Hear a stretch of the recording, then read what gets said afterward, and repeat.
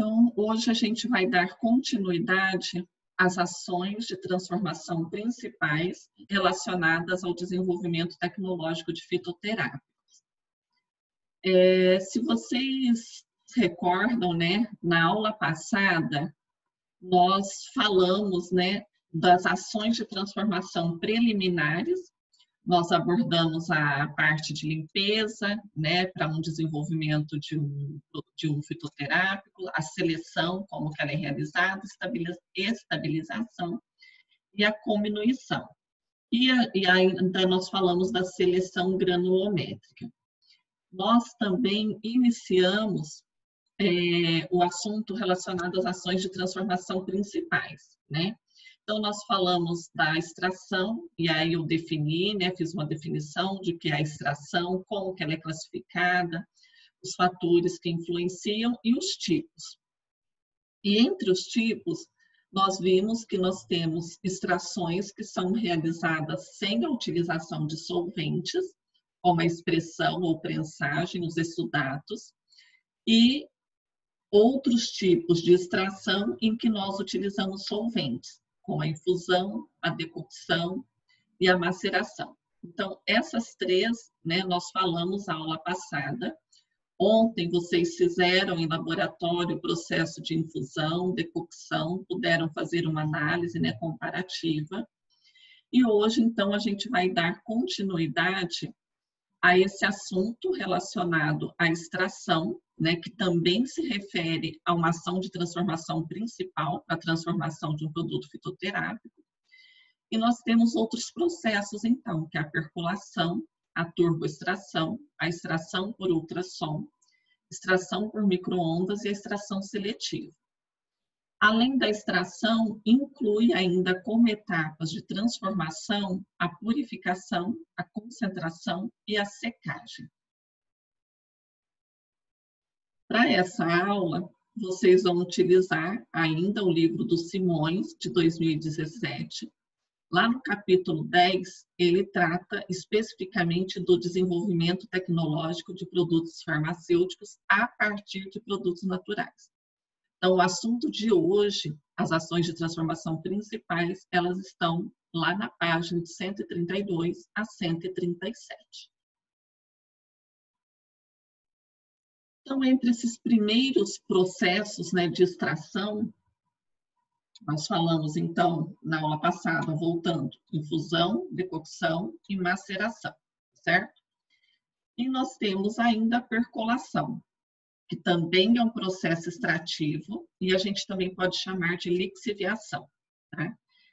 É um processo extrativo que ele é mais eficiente que a maceração. Tá? Quando a gente compara, então, a percolação com a maceração, decocção e infusão, ele é um processo que ela é mais eficiente. Por que que é mais eficiente? Porque é um método que me permite esgotar todo o princípio ativo da planta.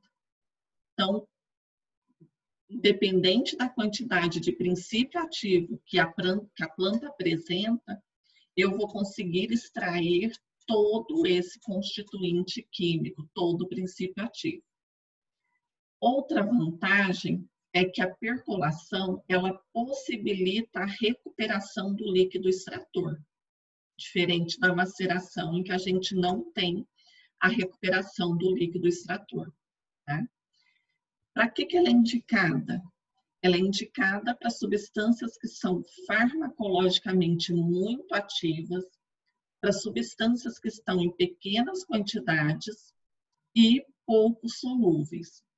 E quando o preço da droga também é relevante. Então, é um método caro, tá? Então, por isso, utiliza-se grande quantidade de solvente, tá? Não utiliza aquecimento e a gente utiliza um percolador, tá? Então, o equipamento que é utilizado para fazer a percolação, ele se chama percolador, onde a gente coloca, então, a droga vegetal moída, umedecida. Ele é um recipiente cônico, cilíndrico, né, de vidro ou metal, através do qual a gente coloca, então, a planta moída e umedecida e a gente passa, então, o solvente através do percolador. Então, aqui a gente tem um modelo, tá, de percolador, onde a gente coloca, então, a droga vegetal que foi pulverizada, né, que foi moída. A gente deixa essa droga vegetal em contato com o solvente, em torno de 2 horas inicialmente, antes de colocar no percolador. E aí a gente faz passar o solvente, então, através, né, desses cone cilíndrico, e a gente vai fazendo a coleta, então, aqui, né, do percolado, que nós chamamos. O percolado é o quê? É o líquido solvente que passou pelo seu material vegetal, arrastando os constituintes químicos presentes nesse material. Então, aqui eu descrevi para vocês como que ocorre, né, a percolação simples. Então, inicialmente, esse material vegetal ele deverá ser pulverizado.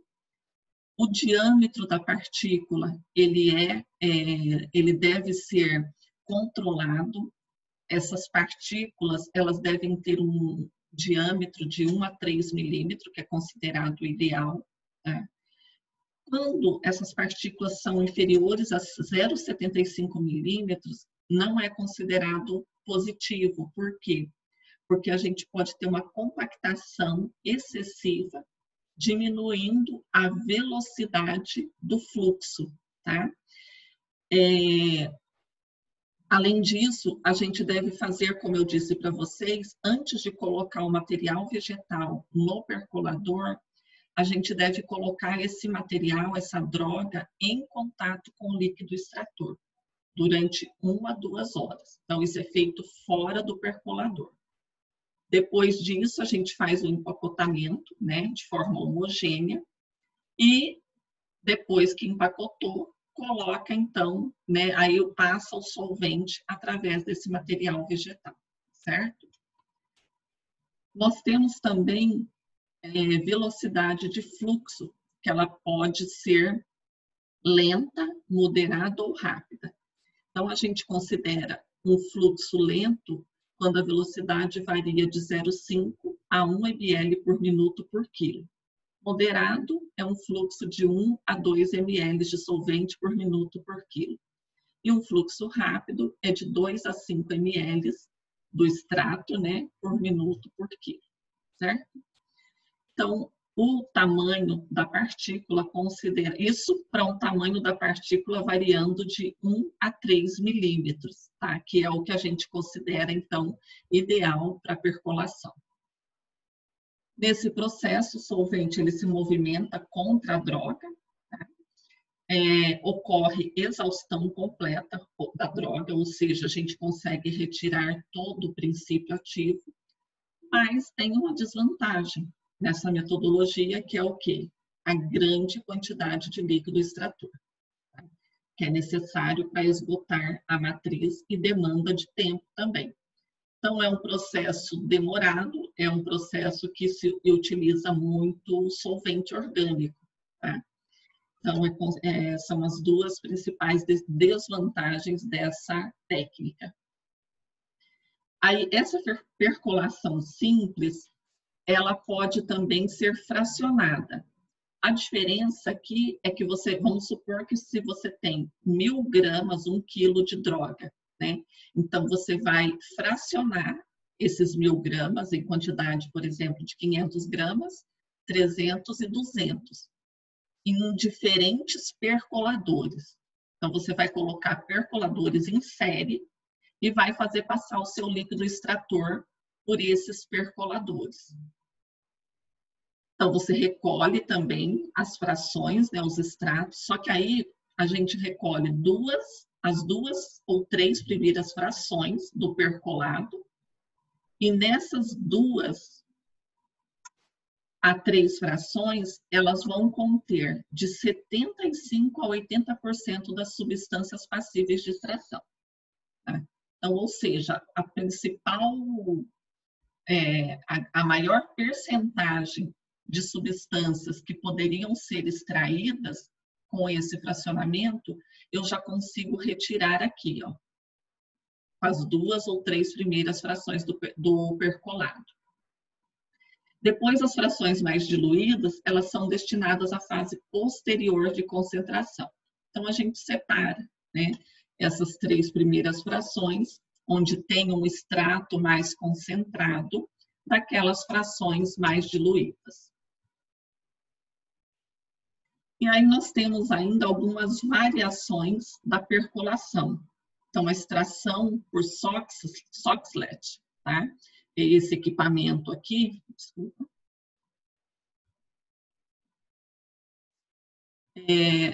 São algumas variações para aumentar a eficiência da percolação. Então, aqui a extração por Soxhlet, a gente põe o material aqui, o líquido ele sobe e ele volta, então ocorre reaproveitamento do solvente, o que é uma vantagem, né, para esse tipo de percolação com Soxhlet, tá? E destilação simultânea. Tá? Então, é uma variação da percolação para aumentar, não tanto aumentar a eficiência, mas o principal problema da percolação é a questão do solvente, né? Da quantidade de solvente que é gás. Então, aqui a gente consegue reaproveitar o solvente, o que é uma vantagem, né, para esse método de extração. Aqui é um equipamento, né, um percolador, um Soxhlet, tá? Mostrando aqui, então, condensador, né, a entrada, saída de água, a droga aqui em contato com o solvente e o reaproveitamento, então, do solvente por esse sistema, então. Esse aqui é um outro método de extração, tá? Que a gente chama de turbólise. Utiliza, né, esse equipamento que é o turbolizador. Tá? Aqui está mostrando, né, o detalhe do rotor. Então, esse equipamento ele tem uma velocidade de 5.000 a 20.000 RPM. E como que funciona a extração? Então, além de ser aplicado forças de cisalhamento através desse equipamento, para redução das partículas, ele gira, né, em alta velocidade. Então, essa redução drástica do tamanho da partícula e rompimento das células, ela favorece a rápida dissolução das substâncias ativas. Isso faz com que a turboextração ela tenha uma vantagem em relação ao tempo, que é de minutos, também permite o quase esgotamento total da droga. É uma técnica considerada eficiente, simples e rápida. Tá? Mas também tem os seus inconvenientes. O principal inconveniente é a geração de calor durante o procedimento. Então, como nós falamos ontem em laboratório, ocorre, se a gente tiver, por exemplo, substâncias com líquidos voláteis, é uma técnica em que a gente não poderá utilizar, tá? Para substâncias mais sensíveis, né, ao calor, porque tem geração de calor. Ela é a limitação para caules e raízes ou materiais de elevada dureza, tá? É uma limitação da técnica. E difícil separação da solução extrativa por filtração. Então, esses são os principais inconvenientes da turboextração. Nós temos algumas variações aqui também dessa técnica de extração. Esse aqui é o Ultra Turrex de bancada. Ele tem uma velocidade de rotação maior que o turbolizador de bancada, tá? Esse comum aqui, que a velocidade é de 5.000 a 20.000 RPM. Aqui a gente tem uma velocidade de 20.000 a 40.000 RPM, tá? É bem superior. E esse é o Ultra Turrex de bancada. E aqui a gente tem um Ultra Turrex também, de rotor de alta velocidade, que é um equipamento industrial, utilizado para extração de princípios ativos. E um outro tipo de extração que nós temos é por ultrassom, tá?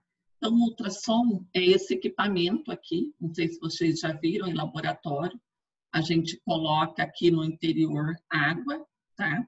E o material a ser extraído aqui dentro de um frasco, né? você coloca o seu material aqui dentro e a gente liga aqui e começam a ocorrer a formação de ondas eletromagnéticas com frequência superior a 20 kHz. Né?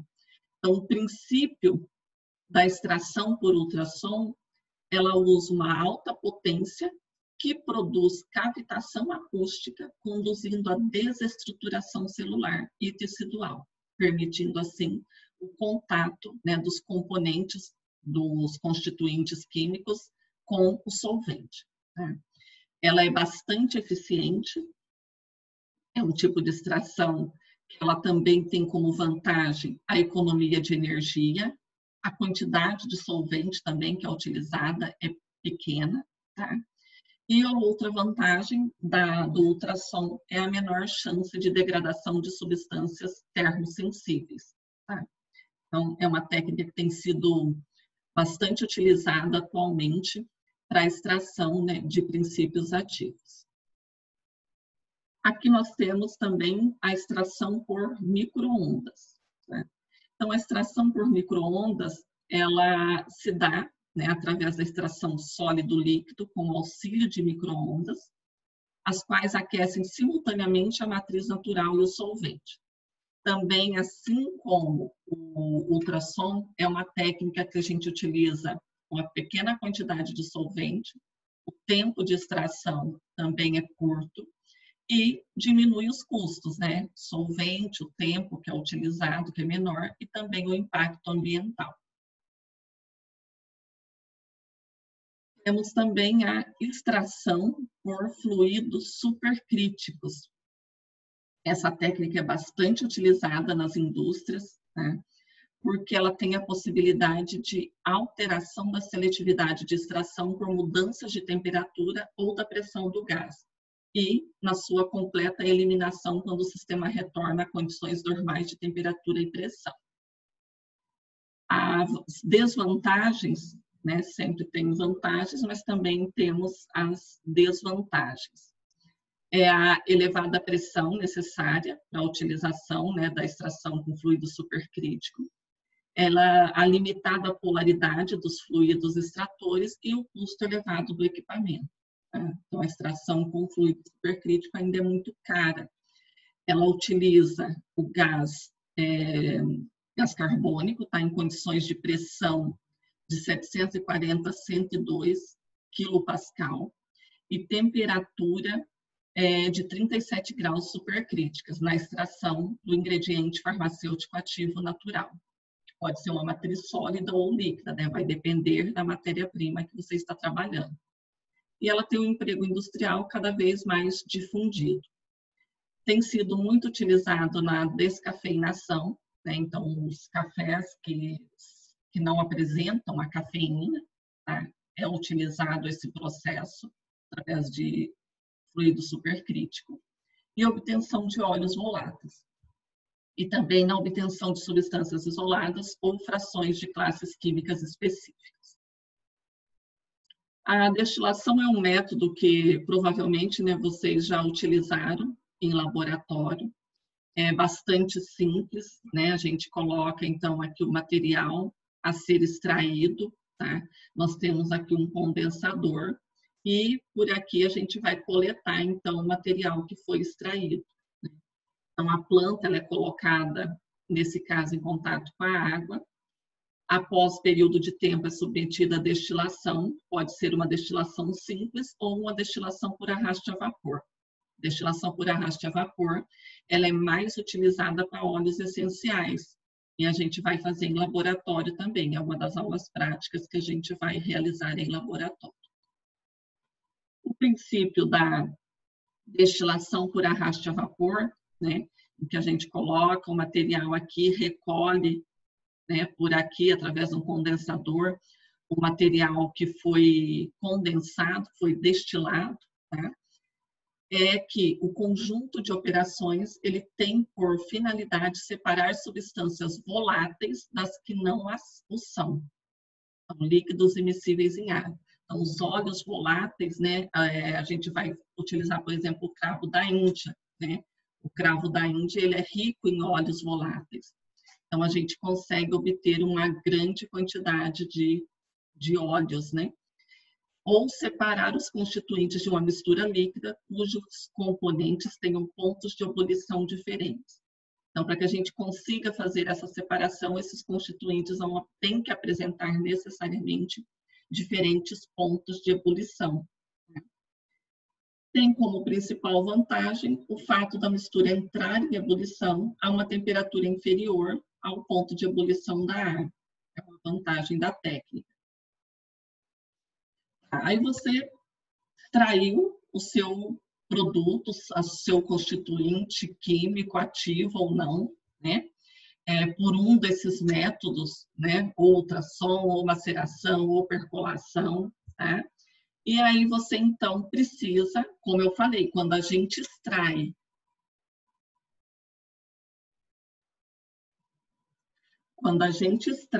um produto, constituintes químicos de um produto natural, vocês sabem que nós temos o quê? Uma mistura de compostos, né? Então, nós precisamos agora, a partir do momento que nós temos uma mistura de compostos, nós precisamos fazer a purificação dessa solução extrativa.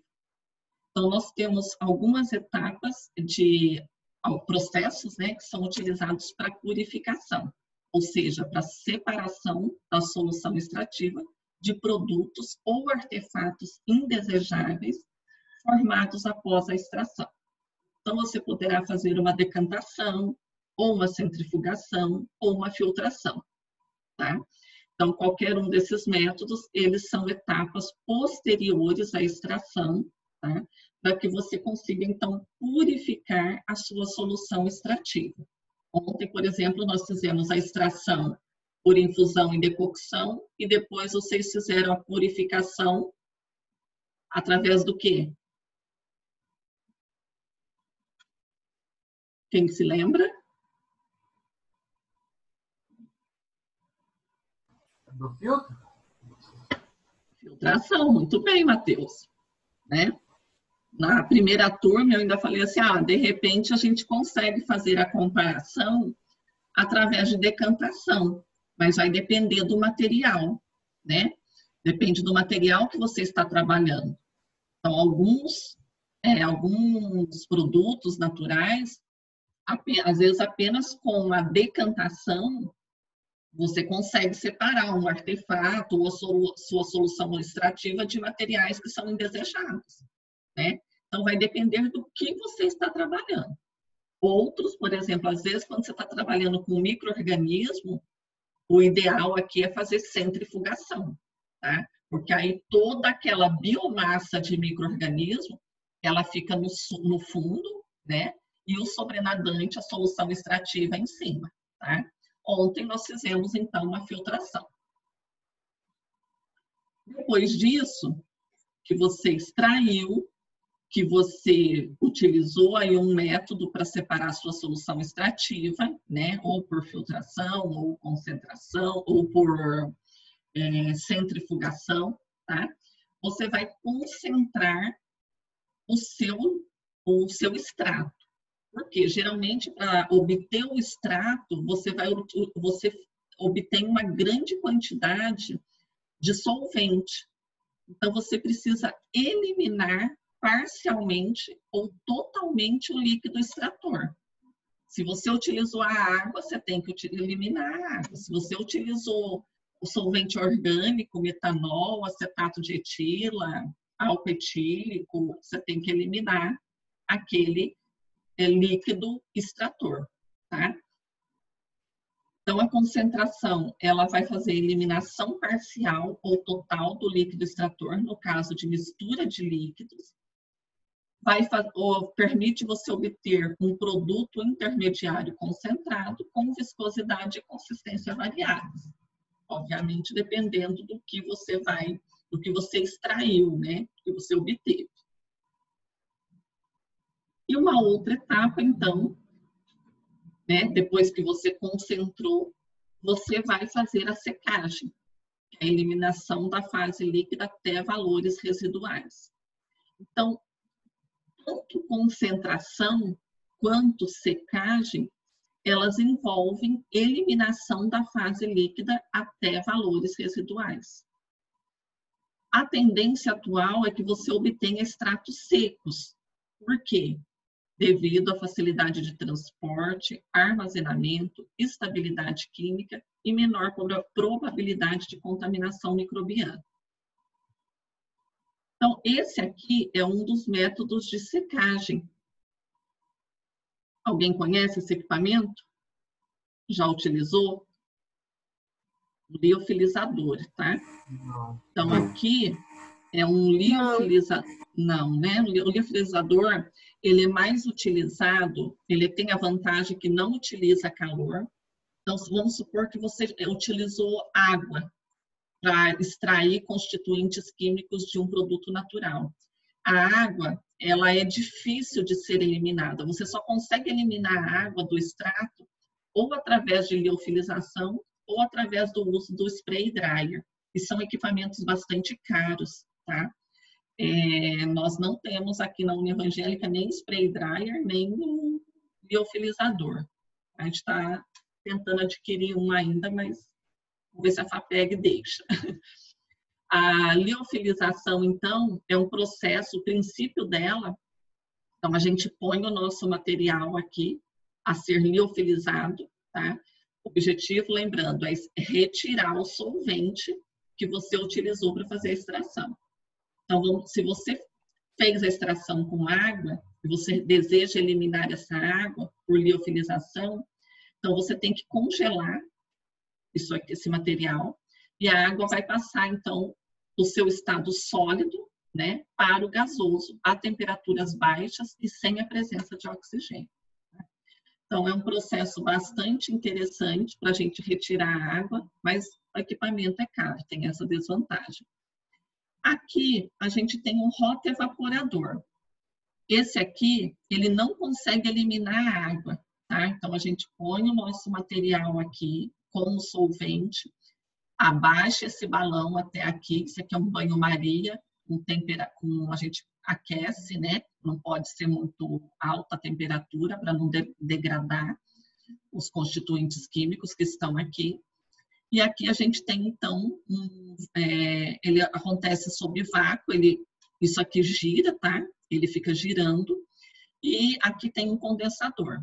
Então, o solvente que estava aqui, ele vem para cá, condensa e cai aqui, nesse balão aqui, tá? E aqui fica o seu extrato. Então, você consegue também concentrar e secar o seu material através de um rotoevaporador. Desvantagem é que você não consegue eliminar água com rotoevaporador, como eu falei. Eliminação de água é só spray dryer e liofilização. E aqui a gente tem um spray dryer, tá? Então, a secagem ocorre em torre de aspersão, tá? O princípio do spray dryer é o aumento da superfície da solução, da suspensão ou emulsão, a secar através de nebulização, elevando assim a área de contato com o fluido de secagem. Então, geralmente, a gente utiliza a maltodestrina para realizar a secagem. Ela também consegue eliminar a água do seu material, tá? Então, no spray dryer, o extrato é injetado por um bico atomizador e as gotículas entram em contato com o ar quente da câmara de secagem. Isso aumenta a agitação térmica, ocorre diminuição das forças de coesão existentes na água, o que diminui a tensão superficial da gotícula. Resulta na evaporação da água, onde a mesma transcorre para a superfície do material a ser seco. As partículas microencapsuladas obtidas são carregadas através de uma corrente de ar, que as leva da câmara de secagem para o sistema de recolhimento. É um processo extremamente eficiente, retira toda a água, tá? Mas desvantagem, o equipamento também é caro. Então, hoje era isso que a gente precisava estudar, tá? Eu quero que vocês saibam, então, os outros processos extrativos, percolação, turboextração, extração por micro-ondas,